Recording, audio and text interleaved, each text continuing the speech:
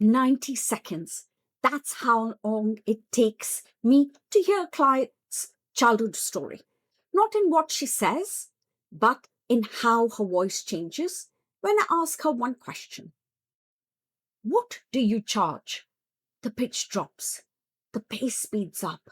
The number comes out half swallowed, and before I can respond, a discount follows out of her mouth. Nobody asked for a discount. Her nervous system offered it. If you heard your own voice in that description, this file is yours. I'm Andrea Smith, a clinical therapist with 25 years in the room with high performing women, CBT, EMDR, clinical hypnotherapy. Round 2 of the series, root by root. Today's round 3. Wanting is unsafe.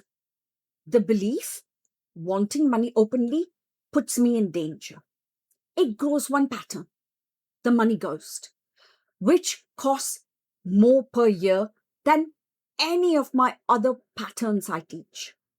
By the end of this file, you know why the discount leaves her mouth before she's decided. Why the abundance work made it worse. And the protocol that uses her own voice as the instrument. Details are changed and combined. As always, call her Ruth. Ruth ran a consultancy. Her flagship engagement was worth £6,000 by any market comparison. She sold it for 2. Her original clients were still on the rates she set 5 years ago. £14,000 in invoices sat unpaid because chasing felt like begging. She hadn't opened her accounting app in 6 weeks. It lived 2 taps away, untouched, like someone sleeping that she didn't want to wake. And she had a cover story for it all, delivered with a little laugh. I'm just not good enough with money. Except here's the detail from her file that breaks the cover story. Ruth managed her clients' budgets brilliantly. 6 figures of other people's money. Forecast, allocated, negotiated. No anxiety anywhere. She wasn't bad with money. She was forbidden from wanting it. Money was never the problem. Her money was. To understand a prohibition, you have to ask who issued it. That session 3. First, the mechanism. Because it explains why everything she tried had failed and why one thing she tried made it worse. Here's what most money advice misses. The problem is not money. The problem is the wanting.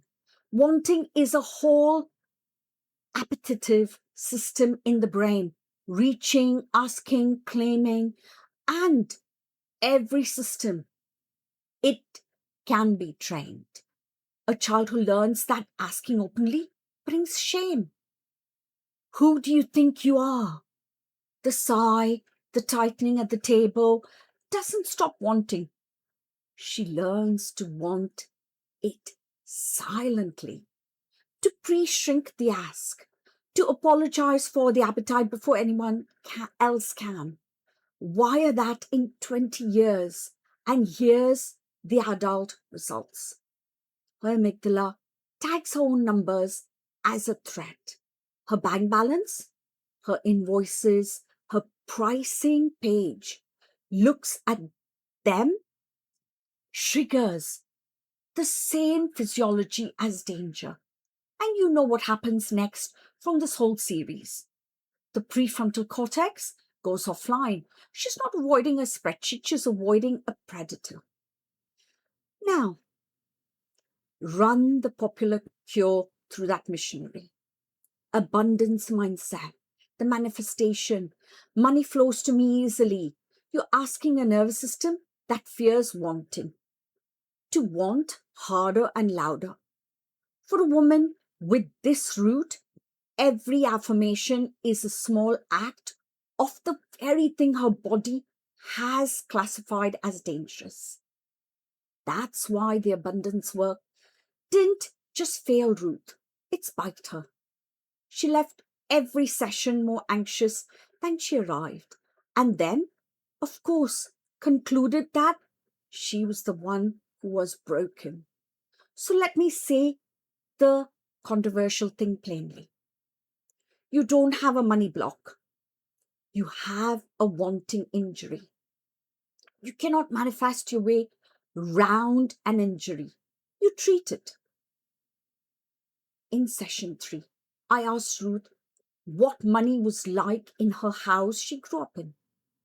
She said it was the thing we didn't talk about. And then, after a pause, except through the kitchen door at night, some houses fight about money.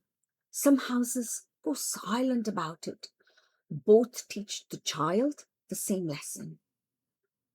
The money issue is charged. It's never neutral. Approach it with care. Don't approach it at all. But the deepest entry in Ruth's file wasn't the arguments. It was her mother. Her mother served herself last at every meal, taking the smallest portion, wore the same sort of coat for a decade so the children could have new ones. Never bought anything for herself without narrating a justification to the room. Never once said, I want out loud. I call this the smallest portion, and I found it in the history of almost every money ghost I've treated. Nobody ever told Ruth that wanting was forbidden. She watched it daily at the table. For 18 years, she absorbed the family's deepest rule about being a good woman and good women go without. So, look at her pricing now and tell me it's a numbers problem. Her price is exactly as her mother plated food. Everyone else served first, herself last, the smallest portion. And the discount, the one that leaves her mouth before she's decided, now you can see it for what it is. It isn't a pricing strategy. It's an apology. An apology for wanting, issued in advance to a room that stopped listening decades ago. I call it the apology discount, and it's costing women in my caseload 30 to 60% of their market rate. Every engagement for years. Ruth went quiet at that. Then she said the line I want to hear.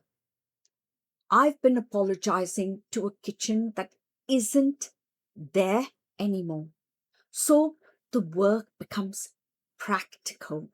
And the instrument we used, the one you already own, was the one that gave her away in the first 90 seconds. So I call it the level voice. And it works because the voice is the one place this root cannot hide. You cannot think of a confident price, You cannot fake a level larynx. The drop is involuntary, making it the most honest biofeedback device you own. And it's free. Step 1, write the true number alone with no witnesses. The market rate price, the real one on paper.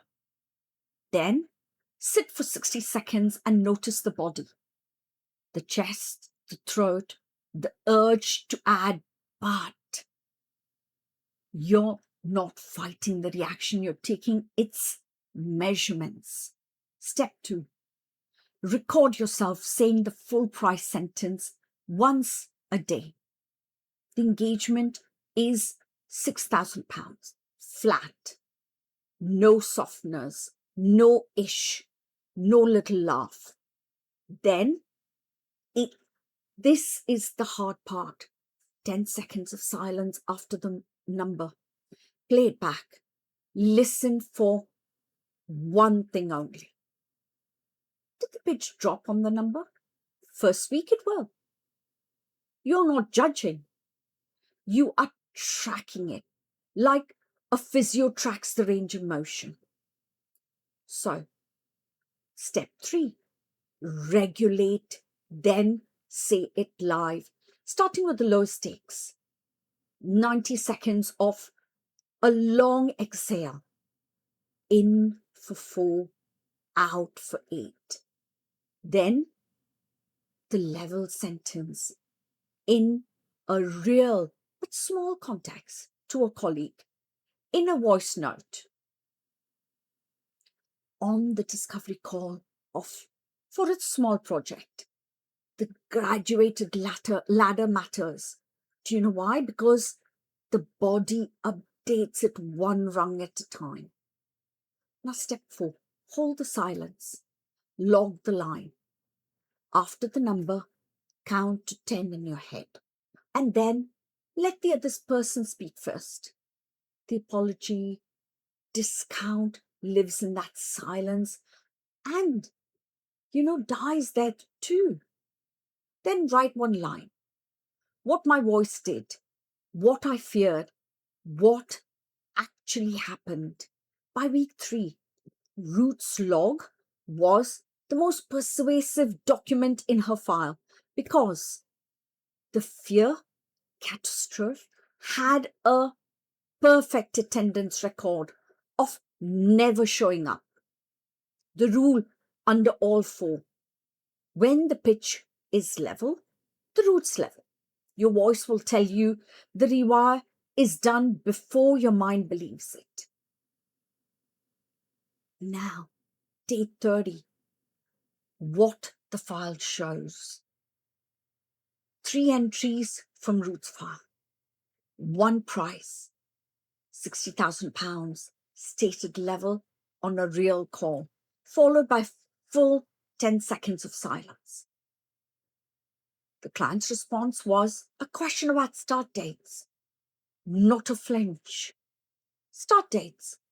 9 of the 14,000 in unchased invoices were chased with a 2-line email we drafted together.